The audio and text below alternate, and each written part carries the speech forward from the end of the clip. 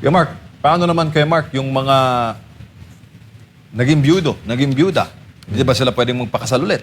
Yung mga byudo, maging byuda, pwedeng magpakasal uli. Walang problema yan. Kasi hindi naman matatawag na bigamous marriage yan. Ang kasal kasi, as a rule, it is a lifetime commitment.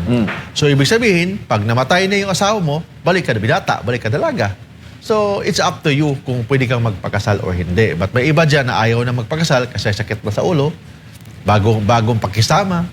Alam mo na, in marriage kasi, hindi naman yan na always happiness. May mga challenges din dyan. So, intindihin niyo ang ugali ng isa't isa. Hindi naman yan palaging perfect yung asawa mo. Minsan mabait. Minsan may problema sa pag-iisip. May bungangira. May mga ganun sa may palaaway. Hindi mo maintindihan. Minsan, moody. Minsan mabait. Minsan hindi. Depende sa buwan. May kung full moon, mabait. Pag new moon, ibang ugali. Pag half moon, lalo na hindi mo maintindihan. O yung tawag dyan, may sapi. May sapi lagi. Oo. Hindi yung sapi, kasi sapi sa Bisaya, kwarta. Oo. Yung sapi yung Pinasapian. may sinaniban. Sinaniban ng masamang espiritu. Ganon. So, ang ano ba tawag doon? So, hindi palaging masaya. So, minsan ayaw na nila magpakasal kasi bagong intindihin naman sa buhay. Gusto nila maging masaya na lang. Problema kasi hindi naman always the time na may partner ka dyan. Palagi kang masaya. Minsan, problemado ka pa kasi yung partner mo, pabigat pala sa buhay mo. At saka hindi lang yung nabanggit natin na mga instances. It goes also sa lalaki. May lalaki din ganun. Special din. I'm not talking sa mga babae lang ang palaging masama, ha? Oo. May mga lalaki din na may topak. Oo, Okay, ganun. baka sabihin na anti-woman ako. Hindi gano'n, ha? Ang sinasabi ko lang na may babaeng di magandang pag-iisip, may mga lalaki din gano'n. But ang pagkakaiba lang sa babae at lalaki, when I read a psychology of a man, ang babae kasi nung pinanganak sila, day 1, day 2, day 3, until the age, even up to the age of 25 years old, may halaga ang babae. Ibig sabihin, as long as maganda sila, mabait sila, may value sila.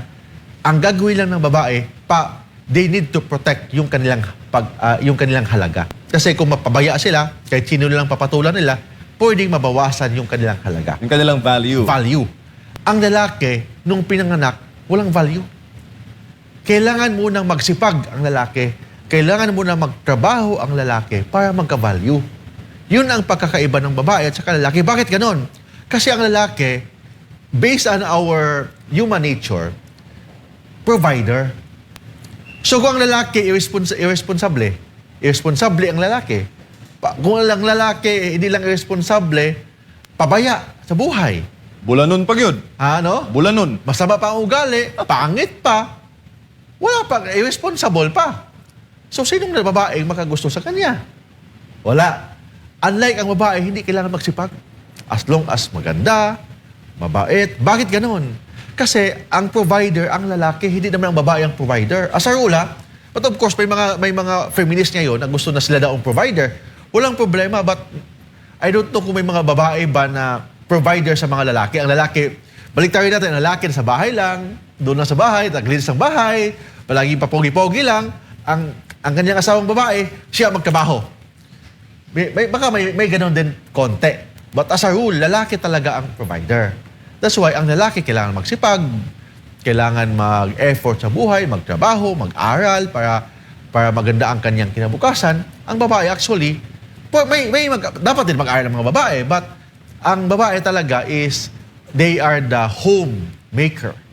So, sila ang magbigay ng saya ng pamilya. But ang lalaki talaga ang mag-provide sa pamilya. Teka, napunta na tayo sa psychology, mga kababayan. But this is in relation to To the topic. Yes, this is in relation to bigamy.